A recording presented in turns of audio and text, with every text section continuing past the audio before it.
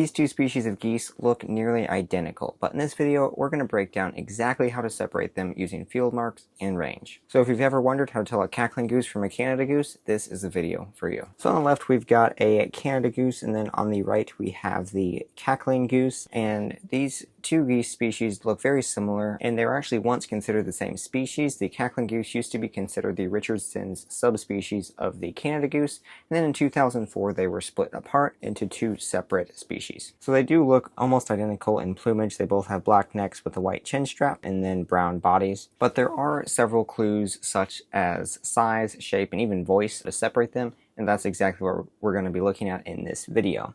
So overall size, the Canada Goose is going to average larger. Now there is quite a bit of variation between their sizes because they can range from anywhere from 7 pounds to over 14 pounds, mostly depending on the subspecies and what part of the country you're going to find them in.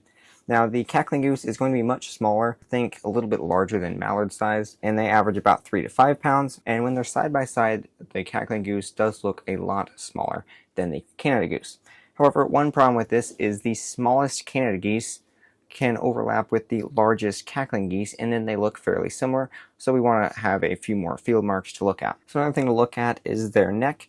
The Canada Goose has this long, snaky neck, and then the cackling goose has a much shorter neck. Also, if we look at their bill, the Canada Goose has a much larger bill compared to the stubbier and shorter bill of the cackling goose. If we look at their head shape, you'll notice on the Canada Goose, it is pretty proportionate and kind of blends in with its neck. Like if you think the neck coming up, there's really not a noticeable bulge there. Well, on the Cackling Goose, it looks more of like a ball, like on top of the neck. There's a little bit more of a bulge there. It's not quite a straight up and down. If we look at plumage, it's pretty tricky because they do look pretty nearly identical, and colors can be hard to tell.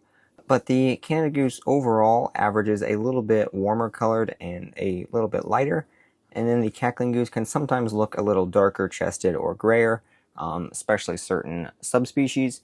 But again, there's a lot of overlap and a lot of difference just based on subspecies, so color is not going to be a very reliable way to go about separating them. If we look at voice, they actually sound very different. The Canada Goose has a deep honk that's loud and low pitched, while the Cackling Goose is going to have a much higher pitched squeak. If you hear a group of geese and one of them sounds like it's laughing or squeaking, that's probably a Cackling Goose. So as far as flight characteristics go, the Cackling Goose is going to have quicker wing beats because it is a smaller bird. As a general rule, larger birds flap slower than smaller birds. The same is true for like the Cooper's hawk and the sharp-shinned hawk. And just in general, a crane's going to fly a lot slower than a warbler would. And so the same is true here. Cackling geese have shorter, faster wing beats compared to the larger, slower wing beats of the Canada Goose. So if we look at their range, this is a range map of the Canada Goose. You'll see winters down farther south, stays put for a lot of the United States, and then summers up in a lot of Canada and Alaska. The Cackling Goose, however, breeds just on the tundra and migrates to the prairie regions of the United States for winter, and then a little bit on the coast as well, on the East Coast and the West Coast. So some major differences: the Canada Goose has a much more year-round range, so if you're in this area during the summer, it is most likely going to be a Canada Goose. There are instances of Cackling Goose who don't migrate and just stay put. Usually it's one individual that might be injured or just forgot to migrate in the first place.